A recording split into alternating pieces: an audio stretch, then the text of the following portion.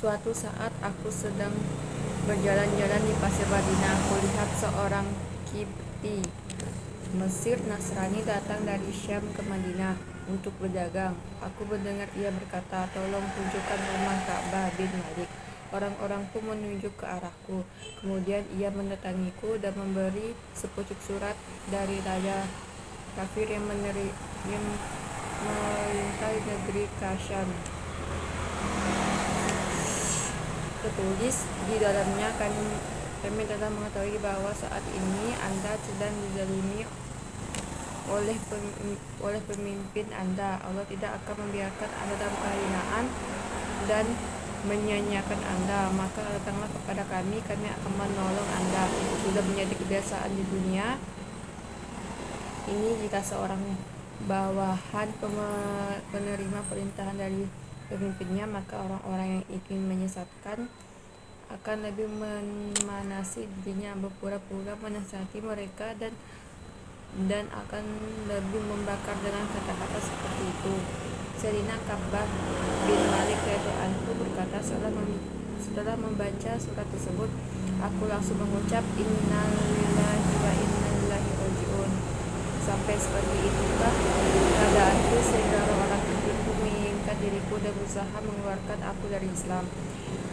Ini satu musibah lagi bagiku. Ku ambil surat tersebut lalu kucampakkan ke dalam tungkukan api. Kemudian aku mengunjungi baginda Nabi SAW dan berkata, "Ya Rasulullah, pernah engkau berpaling kepada orang-orang kafir pun menghendaki diriku agar memasuki agama mereka.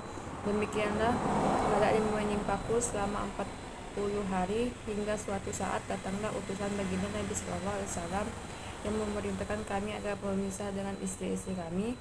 Aku bertanya, apakah maksudnya aku harus mencerainya?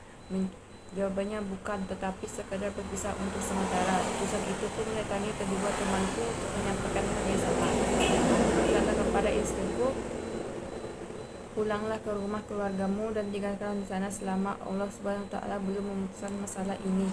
Sedangkan istri Sayyidina Bilal bin Umayyah radhiyallahu anhu menemui baginda Rasulullah SAW dan menyampaikan, "Bilal sudah sangat tua. Jika tidak ada yang mengurusnya, hal itu dapat membuatkan celaka. Jika engkau mengizinkan dan tidak merasa keberatan, aku ingin merawatnya." Baginda Nabi SAW menyahut, "Kamu boleh merawatnya, asalkan tidak berhubungan badan dengannya."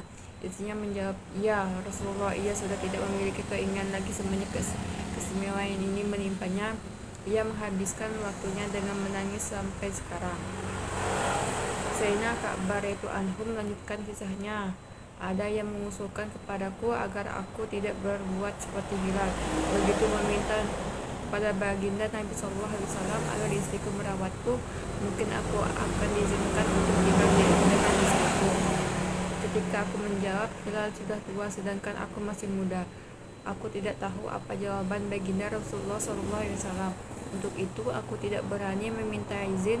Keadaan tersebut menjalankan selama 10 hari sehingga kehidupan dengan dikucukkan seperti ini telah berjalan selama 50 hari. Pada hari ke-50 aku sholat subuh di atas atap rumahku. Setelah itu aku duduk di tempat itu dengan bersedih hati, namun bumi terasa sempit dan kehidupan merasa berat bagiku. Tiba-tiba dari arah Bukit Salah,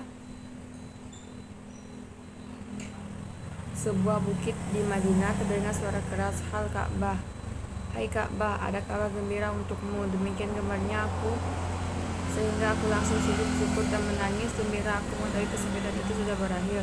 Selepas salat subuh tadi pagi, baginda Rasulullah SAW dan bagi kami. Berita yang pertama kali kami dengar adalah dari seorang yang membawa berita atas gunung itu. Kemudian datang lagi seorang yang berkuda membawa berita yang sama. Karena begitu gembira, langsung kulepaskan pakaian yang sedang kupakai dan kuhadiahkan kepada pembawa berita tersebut. Demi Allah, saat itu aku tidak memiliki lagi pakaian kecuali pakaian yang kupakai itu.